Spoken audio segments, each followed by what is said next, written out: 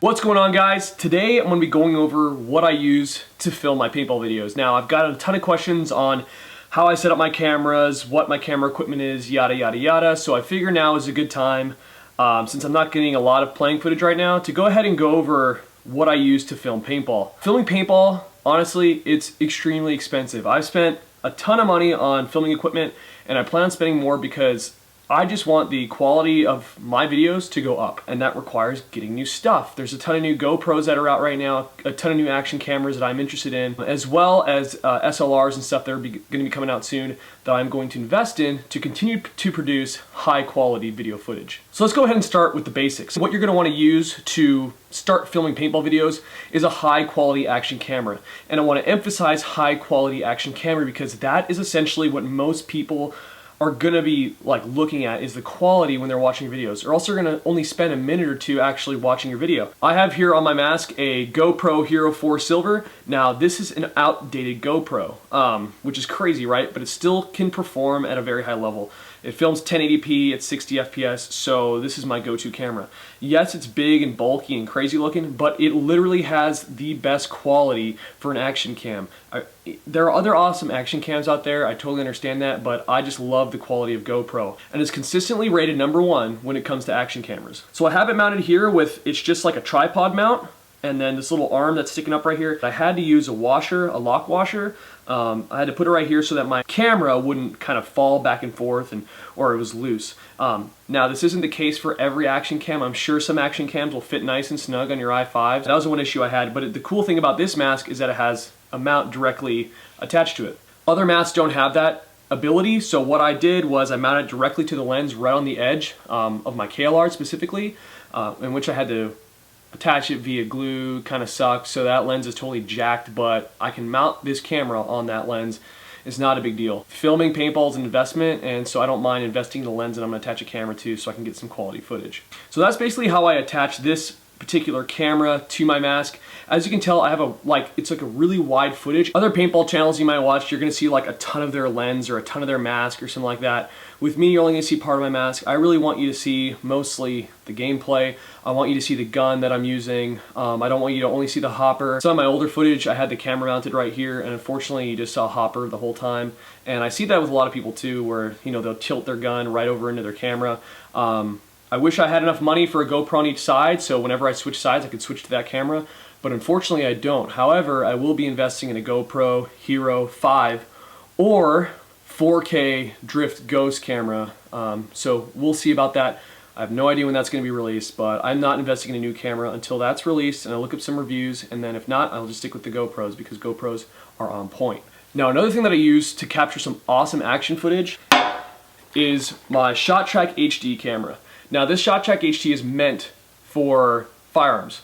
Alright, so you're going to get some nice zoom with it. I bought this Unanistan case to protect it from direct paintball shots. It's a really great camera. It shoots 1080p at 30 FPS, so it's not like super amazing quality, but it's good enough quality for a zoom cam. And that's another investment I wanted to make, especially for this gun that has rails on it. It looks awesome. It doesn't impede the marker too much because it's such like a giant marker. And I don't really notice it on this particular marker. I used to mount my GoPro to my speedball guns. I definitely felt the effect of that whenever I was playing. So I went to this one so I can get some sweet zoom cam footage. But if you're looking for a zoom cam and you don't want to mount like an actual handy cam to your gun like a lot of people do, they get sweet footage, but can you imagine playing with a handy cam? I mean, that would be a pain in the ass. You could just get one of these and you get extremely good zoom cam footage. Now, a lot of what I do is I vlog, kind of what I'm doing, and I film all the way up until, I get to the field or whatever. And that's something that I really enjoy, that I'm going to continue to do because it separates myself from the rest of the pack. And like I said, it's a lot of fun for me.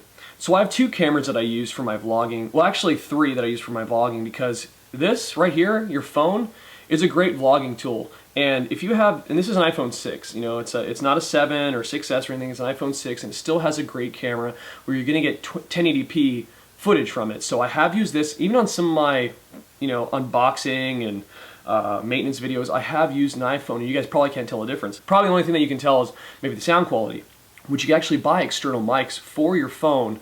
Rode is a good example of a company that builds, that creates mics for your phone that you can invest in, and you could use this as your filming tool if you don't have money to throw out for an SLR. Another camera that I use is this Samsung NX300M.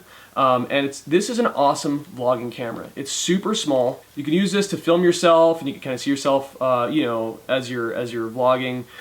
Super high quality, films 1080p at I believe 60 FPS, full HD. So it's really, really nice in a compact design. The only issue with this one is it does not have an external mic, but the microphone that's built in is extremely good, and I really enjoyed this camera.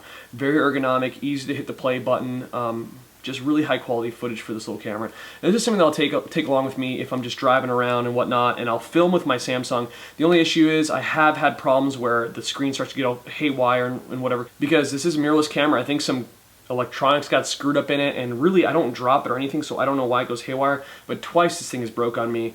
It seems to be working now, but I'm not gonna hold my breath. But the quality of this is amazing because it has 20.3 megapixels, and that's really, really good for a camera of, I believe it's $600 or around there, maybe cheaper now, but great camera if you're looking into vlogging. So my current go-to camera, and the one that I'm filming with now, is actually my Nikon D5300. You can kind of see it right there. Well, hold on, let me actually, you kind of see right there. So my Nikon D5300 is an awesome camera. As you can tell, I have a Rode Mic Pro mic on it, so I have really, really good sound quality, and that was definitely an investment. I absolutely love this camera. However, the autofocus is super loud and it's kind of crappy, so I do not recommend, you know, buying this camera if you're looking for a quality like autofocus.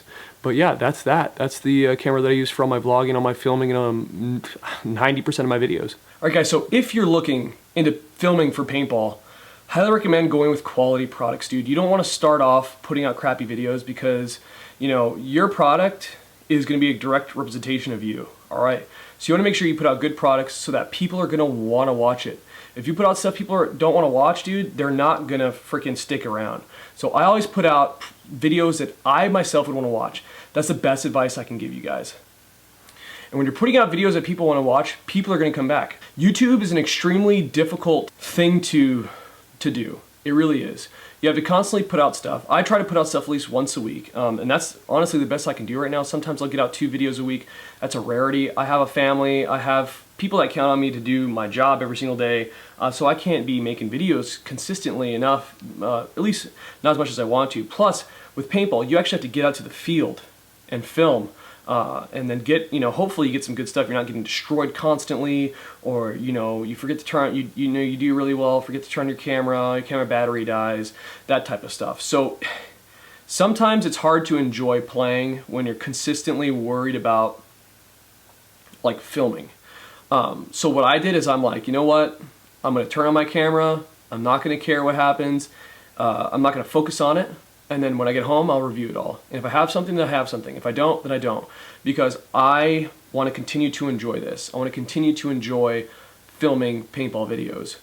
Because it's a ton of fun. I love your guys' comments. I love all the support I'm getting. Honestly, it's a slow process, but I'm getting up there. We're close to hitting 2,000 subscribers.